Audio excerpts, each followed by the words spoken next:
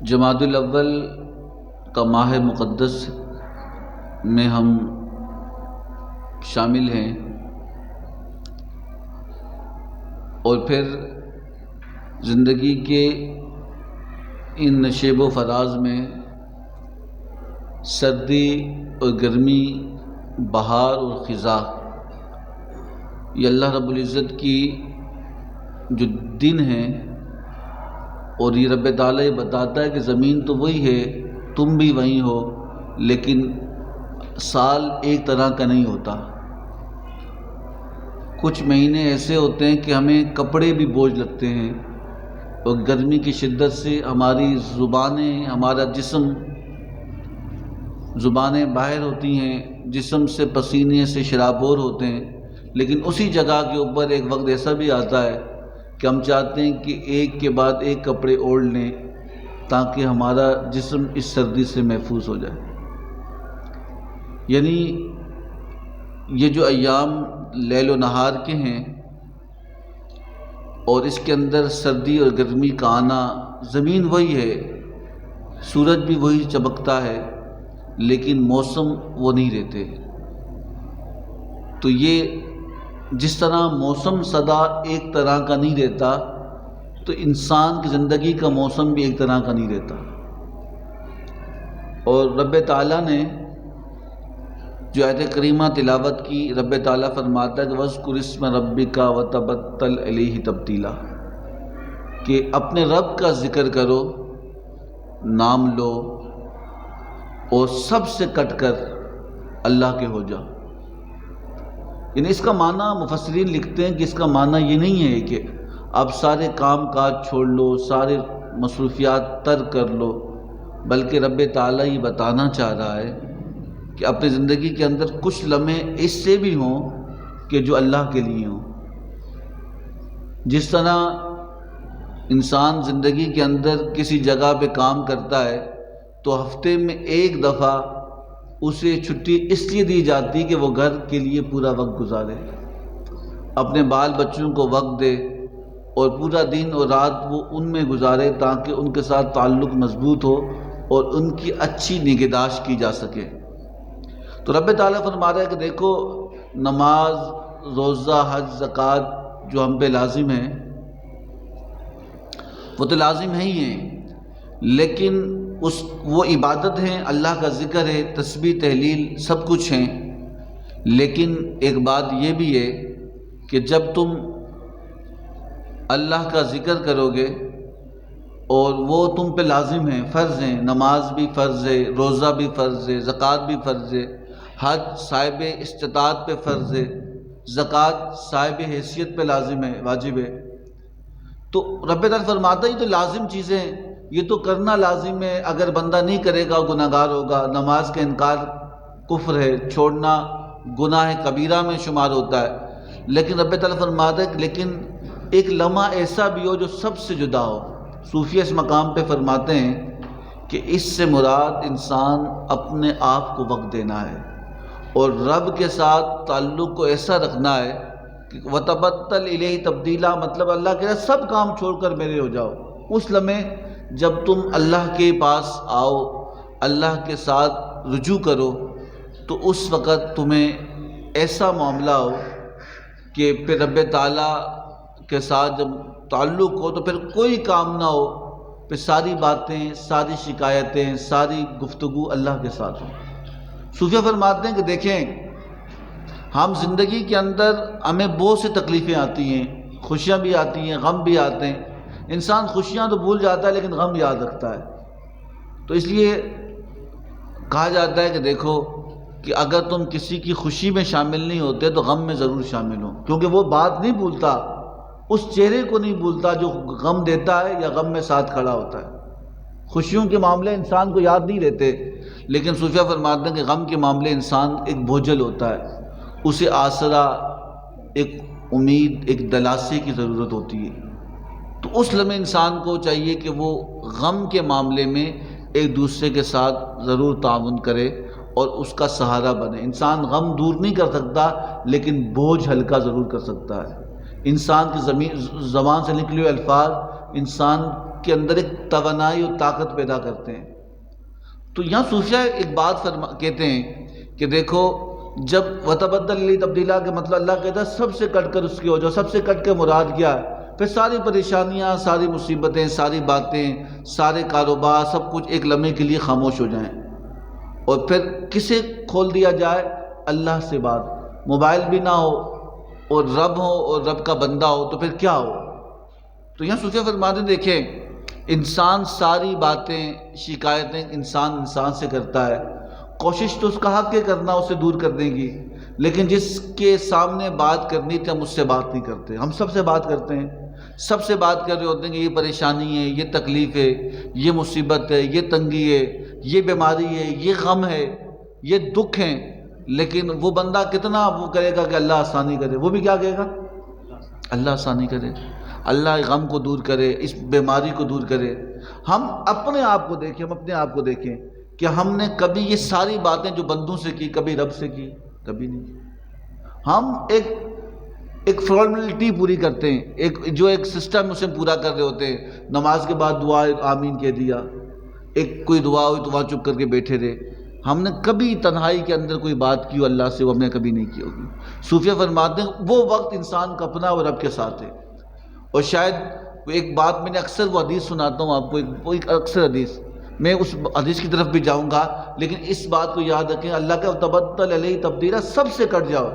اسلام میں رہبانیت کا گناہ ہے، یعنی رہبانیت اسے کہتے ہیں کہ عیسائی نہ شادی کرتے ہیں، جو عیسائی جو ان کا پادری ہو وہ شادی نہیں کر سکتا، وہ کہتا ہے دنیا کے سارے معاملات چھوڑ لیے، وہ کاروبار نہیں کرتا، وہ چرچ میں رہتا ہے، عبادت کرتا ہے، بس وہ نہ کاروبار کرتا ہے، نہ شادی کرتا ہے، نہ دنیاوی کوئی امور، ایک الگ اپنے آپ کو رکھتا ہے۔ لیکن اسلام میں رہبانیت منع ہے۔ اسلام کہتا ہے دنیا کے اندر بھی رہو، کاروبار بھی کرو، شادی بھی کرو، دنیاوی معاملات بھی کرو، سب کچھ کرو، لیکن رب کو نہ بھولو۔ تو رب تعالیٰ اس شادی کا بھی ثواب عطا کرے گا، اس کاروبار کا بھی نیکیاں عطا کرے گا، وہ دنیاوی معاملہ کرنے پہ بھی رب نیکیاں عطا کرے گا۔ اسلام میں منع ہے رہبانیت کہ سب کچھ چھوڑ کے اللہ کے ہو جاؤ، نانا۔ اس سے مراد یہ کہ جب تم اللہ کے ہو نا، اس وقت کوئی اور کام نہ ہو، اس وقت کوئی اور بات نہ ہو۔ ہم کہتے ہیں باغباں بھی خوش رہے صیاد بھی، کاروبار بھی چلتا رہے اور پھر دنیا کا ایمان بھی چلتا رہے، تو ایسا نہیں ہو سکتا۔ تو اس سے مراد صوفیہ فرماتے ہیں کہ جب انسان یہ ساری باتیں جو اس کے دل میں، تو یہاں ایک پریکٹیکلی انہوں نے بتایا کہ دیکھو ایک عملی طور پہ انسان اس طرح کرے کہ کبھی جب سب کچھ وہ کر چکے، جب اس کا دل بوجھل ہو، دل میں کوئی تکلیف ہو، غم ہو، کوئی ایسا ہو کہ اسے چین نہ آ رہا ہو، وہ ایک لمحے کے لیے اپنے آپ کو اللہ کے سپرد کرے اور 2 رکعت نماز نفل ہی پڑھ لے، اگر زیادہ نہیں پڑھ سکتا، اور نفل پڑھنے کے بعد اللہ سے دعا کرے۔ کیا کرے؟ ایک عملی طور پہ بتایا کہ وہ کہا کہ وہ دعا کیا کرے؟ وہ اللہ سے دعا کرے کہ یا اللہ میری یہ پریشانیاں ہیں۔ کیا کرے؟ میری یہ پریشانی ہے، جتنی پریشانی ہے رب کے ساتھ بات کرے، جتنے معاملات ہیں رب کے ساتھ کرے، اور وہ کہے کہ یا اللہ مجھے آج بھی نفسیاتی ڈاکٹر، سائیکو کے جتنے بھی اسپیشلسٹ ہیں، وہ کہتے ہیں کہ دیکھو جب کوئی ایسا مریض ہو جس کو ذہنی تناؤ ہو، ذہنی پریشانی ہو، اس کی ساری باتیں سنو۔ کیا کرو؟ اس کی ساری باتیں سنو، اور سننے کے بعد اس میں سے حل نکالو کہ نہیں یہ بھی حل ہو جائے گا۔ نفسیاتی ڈاکٹر کیا کر رہا ہوتا ہے؟ وہ کچھ نہیں کرتا، وہ کم سے کم دوائی دیتا ہے، کم سے کم وہ ٹیبلٹ دے رہا ہوتا ہے کہ کم سے کم اسے دیے جائے۔ وہ علاج کیسے کرتا ہے؟ وہ ان کی سن کے علاج کرتا ہے، وہ کہتا ہے کہ ہاں ٹھیک ہو جائے گا، ٹھیک ہو جائے گا۔ ٹھیک وہ تھوڑی کر رہا ہوتا ہے، ٹھیک کس نے کرنا ہے؟ اللہ نے کرنا۔ وہ ساری باتیں سن رہا ہوتا ہے۔ تو صوفیہ کہتے ہیں کہ مومن کبھی نفسیاتی نہیں ہوتا۔ کیوں؟ اسے پتا ہے کہ میں پریشان کیوں کہ میرے ساتھ رب ہے۔ مجھے کیا غم ہے کہ مجھے کوئی غم نہیں ہو سکتا جب رب نہ چاہے، کوئی پریشانی مجھے پریشان نہیں کر سکتی جب رب کا سہارا میرے ساتھ موجود ہے، کوئی تکلیف بن ہی نہیں سکتی جب رب تعلق کب ہوگا۔ میں آپ سے کہتا ہوں، ہم خود کہتے ہیں کہ اللہ کی بات کرو، اللہ کی بات کرو، ہم خود اتنے نااہل ہیں کہ ہم بس کہتے ہیں کہ بس اجتماعی دعا ہوئی تو آمین کہہ دیا۔ مانگے وہ بندہ جو مولوی صاحب ہے کہ یا اللہ ہمارے گناہ معاف، ہم کہتے ہیں آمین۔ کہا کہ دل سے کب ہوتی ہے؟ تو صوفیہ نے اس مقام پہ فرمایا دیکھو، میں ایک بڑے رائٹر کا ایک بات جملہ پڑھ رہا تھا، وہ بہت بڑا اسپیشلسٹ تھا، اس نے کہا کہ تم چاہتے ہو، تم سے کسی انسان کو خوف ہوتا ہے، اندھیرے سے ڈر رہا ہوتا ہے، کوئی انسان پانی سے ڈر رہا ہوتا ہے، کوئی انسان کسی چیز سے ڈر رہا ہوتا ہے، اس نے کہا یہ کیسے ختم ہوگا؟ اس نے، ایک ڈاکٹر تھا، اس نے کہا جتنے غم ہیں اسے لکھ دو۔ کیا کرو؟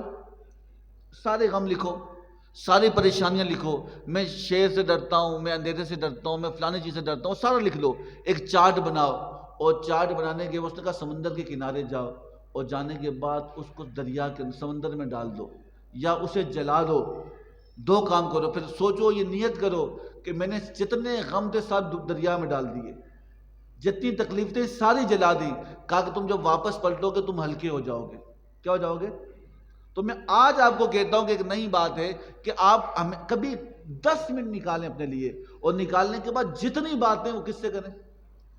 یا اللہ میری یہ پریشانی ہے، مجھے کام کا مسئلہ ہے، مجھے نوکری کا مسئلہ ہے، میرے بچوں کا مسئلہ ہے، میری صحت کا مسئلہ ہے، میری فلانی پریشانی ہے۔ وہ نہیں سنتا؟ بولیں، کیا وہ نہیں سنتا؟ وہ نہیں سنتا تو پھر کوئی نہیں سنتا۔ اگر وہ نہیں سنتا تو پھر تو یہ ساری باتیں اللہ سے کریں کہ یا اللہ میری یہ پریشانی، یہ پریشانی، یہ پریشانی ہے۔ وہ ساری باتیں کرنے کے بعد پھر کہیں گے اللہ حل تو ہی کرنے والا ہے، میری مشکلیں حل کر۔ صوفیہ فرماتے ہیں تم بات کر کے دیکھو تو صحیح، وَتَبَتَّلْ عَلِي تَبْتِيلًا، سب سے کٹ کر رب کے ساتھ بات تو کر کے دیکھو۔ کہا کہ تم بات کر کے اٹھو گے نا، میں نے سوچا یہ ایسی بات ہے، کسی بندے کی بات تھی، کسی بزرگ کی، اور میں نے ایک دن کر کے دیکھا، آپ قسم کھا کے کہہ رہا ہوں قرآن پڑھا ہوا ہے، میں نے بہت ساری باتیں کی اللہ سے، اللہ یہ بھی کر لے، یہ بھی کر لے، یہ بھی کر لے۔ آپ یقین جانیں کہ وہ 10 منٹ کا وقت تھا، اتنا زیادہ وقت نہیں تھا، مجھے ایسا لگ رہا تھا کہ رب میری ساری باتیں سن رہا ہے۔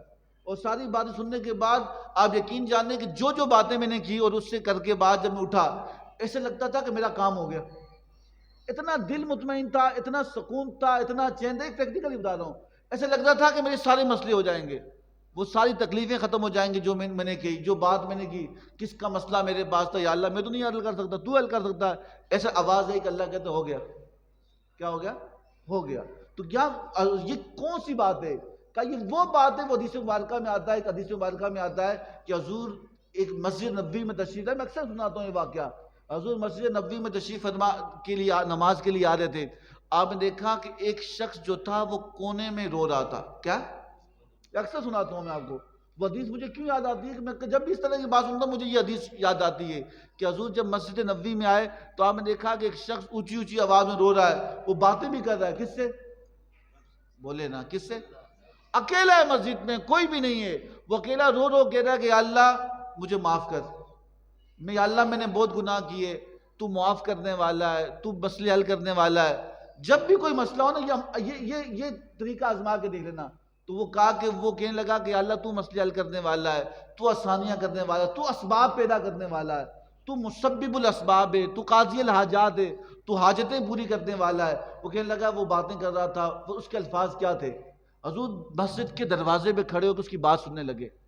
کہا کہ اس کی بات میں درد اتنا تھا، اور جب اس کی بات میں گداز اتنا تھا کہ اس نے کہا کہ یا اللہ میرا یہ مسئلہ ہے، میری یہ پریشانی ہے، یا اللہ کتنی بڑی ہو تو اس سے بڑی نہیں ہو سکتی، یا اللہ یہ میرا مسئلہ ہے، تیرے سوا کوئی حل نہیں کر سکتا، یا اللہ میرے بہت گناہ ہے، تیرے سوا کوئی معاف نہیں کر سکتا، اے اللہ اگر تو معاف نہیں کرے گا تو میں کہاں جاؤں گا؟ اگر تیرے سوا کوئی اور بھی ہے تو مجھے بتا، میں وہاں جاؤں، لیکن اے اللہ تیرے سوا کوئی نہیں ہے، نہ معاف کرنے والا، نہ مسائل حل کرنے والا۔ یا اللہ میرے مسئلے کو حل کر، میرے گناہوں کو معاف کر، میری توبہ کو قبول کر۔ رو رہا تھا کہ یا اللہ اگر تیرے سوا بھی کوئی جگہ ہے، تیرے سوا بھی کوئی آستانہ ہے، کوئی جگہ ہے، مجھے بتا، میں وہاں جاؤں، تیرے سوا کوئی نہیں، یا اللہ یہ مسئلہ تو حل کر سکتا ہے، میرے مسئلے کو حل کر، میرے گناہوں کو معاف کر، میری گناہوں کی معافی کر۔ حضور وہیں کھڑے تھے، ابھی وہ اللہ سے بات کر رہا ہے، اور ساتوں آسمان سے اللہ نے جبریل کو بھیجا اس کے لیے۔ کس کے لیے؟ اس بندے کے لیے۔ ساتوں آسمان جبریل امی تھے، تو اللہ نے جبریل امی کو بھیجا اور کہا کہ محبوب آپ اسے بتائیں کہ جس سے تو بات کر رہا ہے نا، وہ کہہ رہا معاف کر لے، مسئلہ حل کر لے، گناہوں کی توبہ کر لے، کہ اسے کہہ دو کہ ہم نے تیری بات کو پورا کر دیا ہے، کہ ہم نے تیری بات کو پورا کر دیا۔ اسے کہہ دو کہ تو نے اللہ سے کہا معاف کر، معاف کر لیا، تو نے کہا یہ دے دو، اے محبوب اسے خوشخبری دے دو، تیرے آنسو کسی اور کے سامنے رائے گا ہو سکتے ہیں، رب کے سامنے رائے گا نہیں ہوں گے۔ حضور نے فرمایا کہ جہنم کی آگ تو کوئی نہیں بجھا سکتا، لیکن جو خدا کے خوف سے آنسو نکلا وہ جہنم کی آگ کو کیا کرے گا؟ بجھا دے گا۔ تو اس لیے حضور نے فرمایا کہ دیکھو اللہ قرآن میں کہہ رہا ہے وَاذْكُرِ اسْمَ رَبِّكَ، کہ اللہ کا ذکر کرو، وَتَبَدَّلْ إِلَيْهِ تَبْدِيلًا، اور اب اپنے رب کے ساتھ ہو جاؤ کٹ کر۔ اس کا مراد کیا ہے؟ حضرت عقبہ بن عامر، امام ترمذی نے اسے نقل کیا ہے۔ حضرت عقبہ بن عامر رضی اللہ تعالیٰ عنہ روایت کرتے ہیں، آپ فرماتے ہیں کہ میں حضور کے پاس آیا۔ کس کے پاس آیا؟ میں نے کہا یا رسول اللہ صلی اللہ علیہ وسلم، مجھے ایسا عمل بتائیں، ایسی نصیحت کریں، ایسی بات کریں جو میرے لیے دنیا اور آخرت میں کافی ہو، جو دنیا میں بھی مجھے نجات دے دے اور آخرت میں بھی میری نجات کا ذریعہ بنے۔ حضرت عقبہ بن عامر رضی اللہ تعالیٰ عنہ نے حضور سے نصیحت طلب کی تو حضور نے 3 چیزوں حکم دی۔ کتنی؟ آپ فرمایا کہ 3 چیزیں کر لو تم دنیا اور آخرت میں نجات پا جاؤ گے۔ آپ نے فرمایا کہ یا رسول اللہ صلی اللہ تعالی وسلم وہ 3 چیزیں کیا ہیں؟ آپ نے جو پہلی نصیحت کی، آپ نے فرمایا جو شخص ان 3 باتوں پر عمل کرے گا تو رب تعالیٰ اسے دنیا اور آخرت میں نجات عطا فرمائے گا۔ کہا کہ وہ پہلی بات کیا تھی؟ آپ نے فرمایا کہ اے عقبہ بن عامر، پہلی نصیحت سن، پہلی نصیحت یہ کہ سب سے پہلے اپنی زبان کی حفاظت کر۔ کس کی؟ کہ جس شخص نے اپنی زبان کی حفاظت کی تو اللہ کی امان میں آ جاتا ہے۔ زبان کی حفاظت سے مراد کیا ہے؟ یعنی ہر وہ بات جس سے رب کی ناراضگی ہو وہ زبان پہ نہ آئے، ہر وہ بات جس سے رب سے دوری کا سبب بنے وہ زبان پہ نہ آئے۔ کہا کہ تم اس کی ضمانت دے دو۔ حضور نے ایک مقام پہ اور فرمایا کہ رب اسے جنت کی ضمانت دیتا ہے۔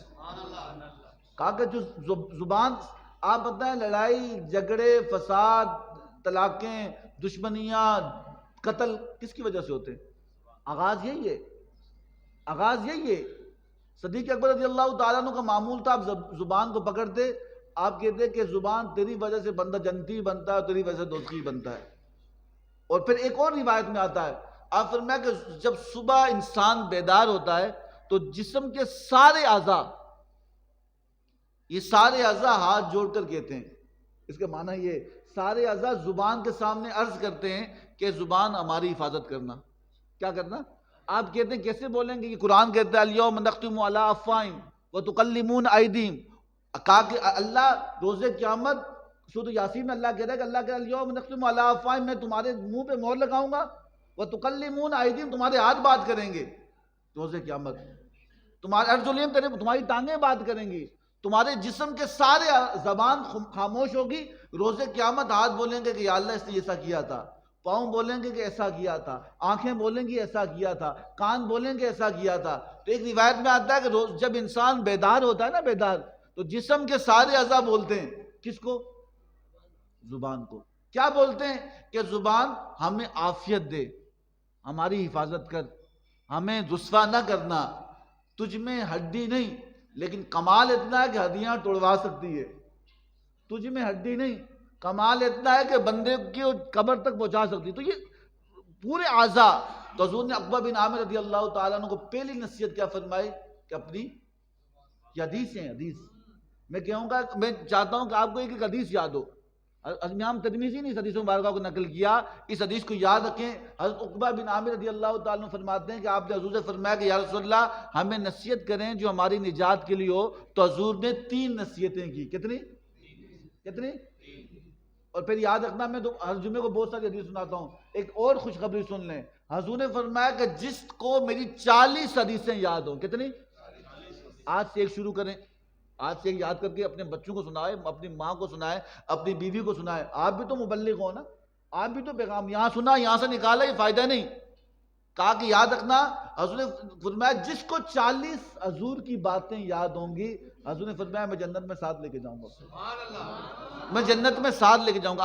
آج سے شروع کرتے ہیں، آج آپ میرا ساتھ دیں گے کس کام کے لیے؟ جنتی بننے کے لیے، ہم جنتی بنیں گے انشاءاللہ، سمجھا؟ حضور نے فرمایا 40 حدیث آج سے پہلے عقبہ بن عامر، حضور نے فرمایا کہ گھر والوں کو اپنے، اب یا ایھا الذین آمنوا لا تلکوا، اے ایمان والو اپنے گھر والوں کو آگ سے بچاؤ، اپنے اولاد کو آگ سے بچاؤ۔ آگ سے مراد یہ نہیں، آگ سے مراد جہنم کی آگ ہے۔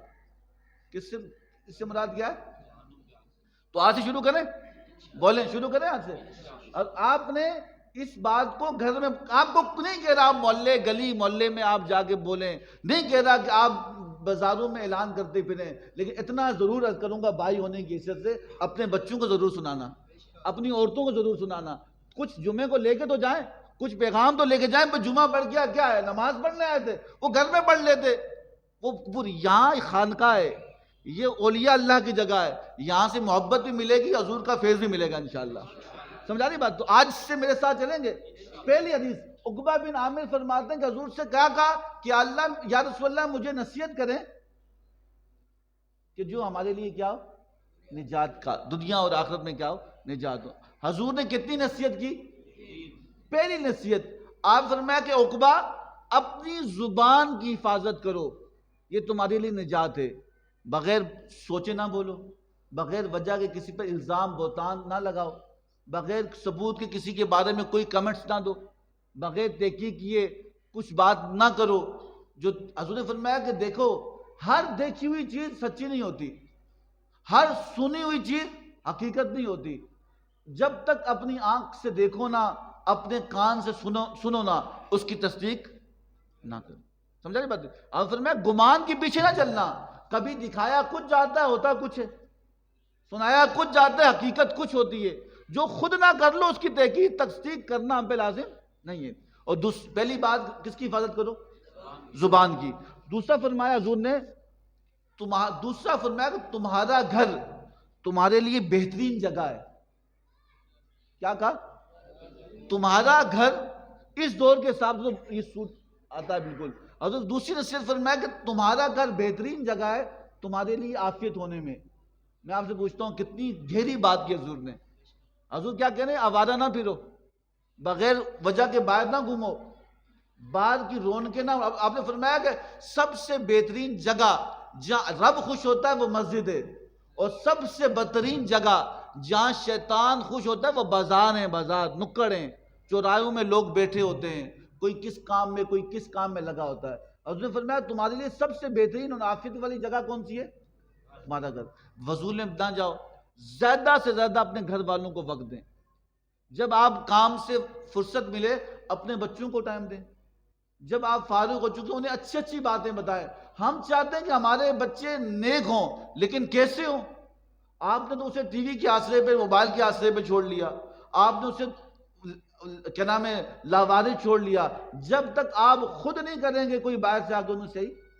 ہم ہر بندے کی خواہش نہیں ہے کہ ہماری اولاد نیک ہو، لیکن خود بخود کیسے ہو؟ اگر آپ نیک ہو تو آپ کے پیچھے آپ کے والدین ہیں، ان بچوں کا کیا قصور ہے جو آپ کے ہیں؟ انہیں وقت دو۔ حضور نے فرمایا تمہارے لیے سب سے بہترین جگہ کون سی ہے؟ مسجد کے بعد انسان کے لیے سب سے بہترین جگہ اس کا گھر ہے۔ حضور نے گہری بات کی کہ آوارہ نہ پھرو، ایسے فضول جگہوں پہ نہ بیٹھا کرو، ایسی دکانوں میں بیٹھ کر، دکان والا جو ہے اس کی تو مزدوری ہے، تم اس کے بعد بیٹھ کر کیوں ٹائم ضائع کرتے ہو؟ وہ تو گاہکوں کا انتظار کرتا ہے، تم کس کا انتظار کرتے ہو؟ تو اس جو وقت آپ کے پاس غنیمت ہے وہ اپنے والدین کو دیں۔ کس کو دیں؟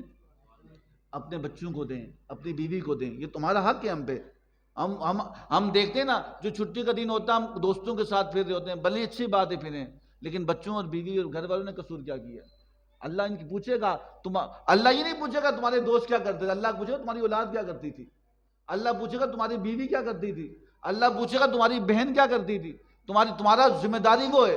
اگر ہم انہیں کچھ بتائیں نا، انہیں خواب تھوڑی آئیں گے، کوئی نبی تھوڑی آئے گا ابھی، ہر بندے پہ لازم اس کا گھر ہے۔ اس لیے دوسری نصیحت کو یاد رکھنا کہ حضور نے فرمایا تمہارے لیے بہترین جگہ کون سی ہے؟ جب فرصت ملے تو کہاں ہو، باہر نہ بیٹھو۔ مسجد کے بعد سب سے بہترین جگہ کیا ہے؟ گھر ہے۔ تیسری نصیحت حضور نے حضرت عقبہ بن عامر رضی اللہ تعالیٰ عنہ کو فرمائی، آپ نے فرمایا کہ تم سے جو خطائیں ہو گئی، انسان تو نسیان سے بنا ہے، انسان نسیان سے بنا ہے، انسان کا معنی ہی بھول جانا، انسان بھول جاتا ہے، دھوکے میں آ جاتا ہے۔ حضور نے فرمایا مومن تو سادہ ہوتا ہے، پر کسی کی بات پہ یقین کر لیتا ہے، یہاں تو بہت کچھ ہوتا ہے، بہت کچھ بتایا جاتا ہے، بہت دھوکے دیے جاتے ہیں، جو ہم سے غلطیاں ہوئی۔ آپ نے فرمایا کہ رب سے توبہ کیا کرو۔ کہا کہ دیکھیں ایک حدیث مبارکہ میں آتا ہے نا، جب انسان سے کوئی غلطی ہوتی ہے اس کے دل کے اوپر ایک سیاہ دبا پڑ جاتا ہے۔ کیا پڑتا ہے؟ اگر وہ اب اس غلطی کا احساس ہو اور وہ توبہ کر لے کہ یا اللہ مجھ سے غلطی ہوئی معاف کر لو، تو رب تعالیٰ اس ڈبے کو صاف کر لیتا ہے. کیا کرتا ہے؟ پھر انسان ہے، غلطیاں تو ہوتی رہیں گی. کوئی یہ فرشتہ ہے جس سے غلطی نہیں ہوتی، انبیاء ہیں جس سے غلطی نہیں ہوتی، انسان سے تو غلطیاں ہوں گی، غلطیاں تو ہوگی، انسان ہے. تو اس کا حل کیا بتایا؟ جب تم سے خطائیں ہوئیں اور غلطیاں ہوئیں، اپنی خطاؤں پہ رب تعالیٰ کی بارگاہ میں کیا کرو؟ معافی مانگو. حضرت فرمایا کہ دیکھو جب غلطی ہوتی ہے بندہ توبہ کرتا ہے، جو دبا ہے وہ صاف ہو جاتا ہے. اگر وہ توبہ نہیں کرتا پھر دوسری خطا ہوتی ہے، انسان ہے، پھر ایک اور نشان پڑتا ہے، پھر تیسری خطا ہوتی ہے، پھر ایک اور دبا پڑتا ہے، پھر چوتھی خطا، یہاں تک خطائیں ہوتی رہتی ہیں، وہ نشان پڑتے رہتے ہیں. اور ایک وقت ایسا آتا ہے وہ پورا دل سیاہ ہو جاتا ہے، پورا دل سیاہ ہوتا ہے. اور جب پورا دل سیاہ ہو اس کے بعد اسے اچھائی اچھائی نہیں لگتی، برائی برائی نہیں لگتی، وہ نیکی کو گناہ اور گناہ کو نیکی سمجھنے لگ جاتا ہے. تو اس کا حل حضور نے اس لیے فرمایا نجات کا کہ ہر نماز میں آپ اللہ سے کہیں اللہ معاف کر. ایسے نہیں جان چھڑانے والی بات نہیں، دل سے بولیں، چاہے 1 منٹ کے لیے بولیں، دل سے بولیں کہ یا اللہ، توجہ کر کے کہ یا اللہ ہم گناہ گار ہیں، سیاہ کار ہیں، بدکار ہیں، ڈوبے ہوئے ہیں ذلت کے اندر، گمراہیوں کے اندر، لیکن یا اللہ یہ سب کچھ ٹھیک ہے، لیکن محبوب کے صدقے ہم پہ رحمت کو نازل فرما. تو رب تعالیٰ اس اپنے محبوب کے صدقے ہم پہ کیا کرے گا؟ اپنی رحمتوں کو کیا کرے گا؟ نازل کرے. یہ حدیث مبارکہ ہے. حضرت عقبہ بن عامر رضی اللہ تعالیٰ عنہ فرماتے ہیں کہ حضور نے 3 نصیحتیں فرمائی کہ اپنی زبان کی حفاظت کرو، دوسرا تمہارے لیے بہترین جگہ تمہارا گھر ہے، اور تیسری نصیحت حضور نے فرمائی کہ تم سے جو خطائیں ہوئیں اور تم سے جو غلطیاں ہوئیں اس سے اللہ سے کیا کرو؟ معافی مانگو. یہ ایک حدیث سنا کر بات کو ختم کرنا. میرے پاس بہت ساری حدیثیں بھی موجود ہیں لیکن وقت کی قلت ہے. انسان تھوڑا دے لیکن ایسا دے یاد رہے. میں ساری باتیں کر لوں، آخر میں وہ ایک بندہ تھا نا، بندہ وہ پوری رات محفل سنتا رہا، حضرت یوسف علیہ السلام کا قصہ سنتا رہا. یوسف علیہ السلام کو ان کے بھائیوں نے ایسے پھینکا، ایسا ہوا، زلیخا نے یہ کیا وہ کیا. جب صبح ہوئی نا، صبح کسی نے پوچھا کیسا تھا قصہ؟ کہا بہت مزہ آیا، بہت مزہ. لیکن اس نے امام صاحب سے جاتے ہوئے کہنے لگے ایک مسئلہ پوچھنا ہے. کیا پوچھنا ہے؟ بات یہ کہ یوسف علیہ السلام جو تھے وہ مرد تھے کہ عورت؟ ہمیں یہ بتاؤ زلیخا کون تھی؟ وہ سب کچھ سننے کے بعد آخر نتیجہ کیا نکلا؟ صفر تھا، کچھ بھی حاصل نہیں ہوا. تو میں نہیں چاہتا کہ میں بہت ساری باتیں کروں آپ اگلی بھول جائیں. ایک حدیث یاد رکھنا، عقبہ بن عامر رضی اللہ، امام ترمذی نے اس کو نقل کیا. آپ نے حضور نے فرمایا کہ یا رسول اللہ مجھے نصیحت فرمائے جو میری دنیا اور آخرت کے لیے کافی ہو. وہ 3 لفظ ہیں. کہا کہ پہلی نصیحت ہے کہ زبان کی حفاظت کرنا. کس کی؟ اور دوسری بات، اب تمہارا گھر تمہارے لیے بہترین جگہ ہے، آوارہ پھرنے سے بہتر ہے کام وقت گزارو گھر کے اندر. اور تیسری بات کہ اپنی خطاؤں کی معافی مانگو. اللہ تعالیٰ ہم سب کو آپس میں اتفاق، اتحاد و محبت دے. اللہ تعالیٰ ہمارے گناہوں کو معاف کرے، ہمیں آخرت کی تیاری کرنے کی توفیق عطا فرمائے، اور جو کچھ سنا اس پر عمل کرنے کی توفیق عطا فرمائے. فما علینا الا البلاغ المبین.